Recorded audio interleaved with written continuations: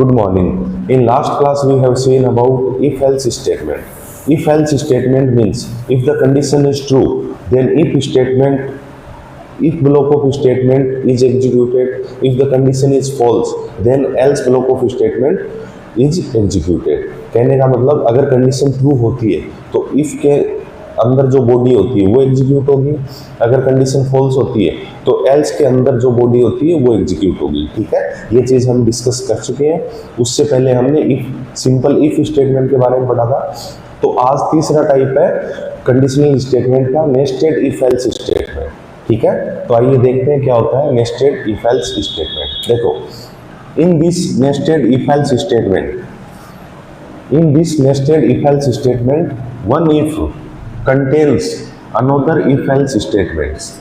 तो इसके अंदर नेस्टेड इफ एल्स का मतलब क्या होता है कि एक इफ के अंदर दूसरा इफ एल्स स्टेटमेंट।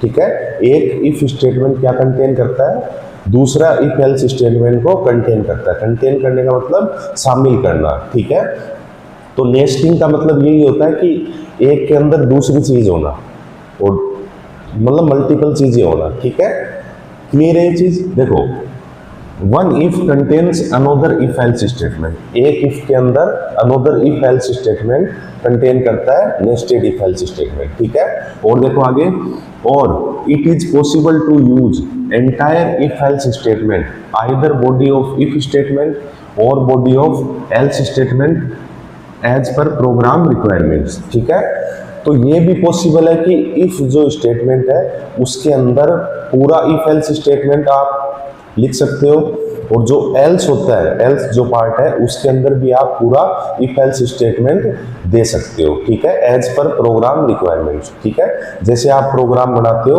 उस हिसाब से आप एक इफ के अंदर दूसरा इफ एल्स भी कंटेन कर सकते हो, और जो उस इफ का एल्स पार्ट है वो भी दूसरा इफ एल्स कंटेन कर सकता है। ठीक है, तो देखो सिंटेक्स क्या होता है इसका। देखो, ये है इफ के बाद कंडीशन आ गई, फिर इसके अंदर देखो इफ के अंदर है इफ एल्स, इफ के अंदर है इफ एल्स। ठीक है, तो एक इफ के अंदर दूसरा इफ एल्स होना। ठीक है, ये तो कौन सा हो गया,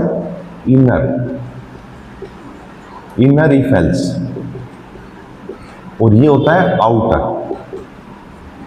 तो एक इफ के अंदर दूसरा इफ एल्स स्टेटमेंट कंटेन करना, फिर जो एल्स पार्ट है, ये एल्स कौन सा है, आउटर वाला है, और इस एल्स के अंदर भी क्या होना, दूसरा इफ एल्स होना। इस एल्स पार्ट के अंदर भी दूसरा इफ एल्स होना, ये कौन सा होता है, इनर इफ एल्स। ठीक है, तो इफ के अंदर भी दूसरा इफ एल्स हो सकता है और एल्स के अंदर भी दूसरा इफ एल्स हो सकता है। यही कंसेप्ट क्या कहलाता है, नेस्टेड इफ एल्स कहलाता है। ठीक है, आइए देखते हैं इससे रिलेटेड एक प्रोग्राम। ठीक है, तो आओ, तो सबसे पहले मैं एक क्लास बना रहा हूँ। क्लास कोई भी नाम दे दो, क्लास का जैसे मैंने दे दिया टेस्ट। उसके बाद क्लास का कर्ली ब्रेसिस यहाँ पे स्टार्ट किया, फिर मैं यहाँ पे ले रहा हूँ public static void main, short में लिख रहा हूँ मैं पब्लिक स्टैटिक वॉइड मैन, और string ARGS, string arguments ARGS, और मैन मेथड का कर्ली ब्रेसिस यहाँ पे स्टार्ट किया। ठीक है, मैं प्रोग्राम बना रहा हूँ ग्रेटेस्ट अमंग 3 नंबर। कहने का मतलब 3 नंबर होंगे, उसमें से सबसे बड़ा नंबर कौन सा है, उस चीज का मैं प्रोग्राम बना रहा हूँ। ठीक है, तो मैं 3 वेरिएबल ले रहा हूँ यहाँ पे, integer a equal to 20, integer b equal to 30 और इंटीजर c इक्वल टू 25। ठीक है, ये मैंने 3 वेरिएबल लिए हैं a b c, तीनों के अंदर वैल्यू डिफाइन कर दी। अब देखने से तो पता लग रहा है b, जो वेरिएबल b है उसकी वैल्यू क्या है, बड़ी है, लेकिन हम प्रोग्राम से चेक करेंगे कि कौन से की वैल्यू बड़ी है। ठीक है, तो देखो अब मैं यूज कर रहा हूँ नेस्टेड इफ एल्स का। तो सबसे पहले मैं इफ के बाद क्या लगाऊंगा, कंडीशन। तो इफ के बाद कंडीशन लगा रहा हूं मैं a ग्रेटर देन c, फिर उसके बाद कर्ली ब्रेसिस ये वाला, फिर इसके बाद मैं ले रहा हूं इफ, सॉरी पहले मैं चेक करूंगा ए ग्रेटर देन बी है, फिर कर्ली ब्रेसिस, फिर मैं चेक करूंगा ए ग्रेटर देन सी और फिर कर्ली ब्रेसिस, ये वाला कर्ली ब्रेसिस, फिर उसके बाद मैं एक स्टेटमेंट दे रहा हूँ system dot out dot println, ये शॉर्ट में लिख रहा हूँ मैं। अगर ए बी से भी बड़ा है और ए सी से भी बड़ा है तो क्या आएगा यहाँ पे statement, A is greatest number. तो यहाँ पे मैं लिख रहा हूँ A is greatest number, A is greatest number, फिर कर्ली ब्रेसिस इसका बंद, फिर एल्स के अंदर क्या लिखूंगा कि ए ग्रेटर देन सी है तो ए इज ग्रेटेस्ट नंबर, और अगर सी बड़ा है तो क्या लिखूंगा सी इज ग्रेटेस्ट नंबर। तो system dot out dot println C is greatest number, greatest number,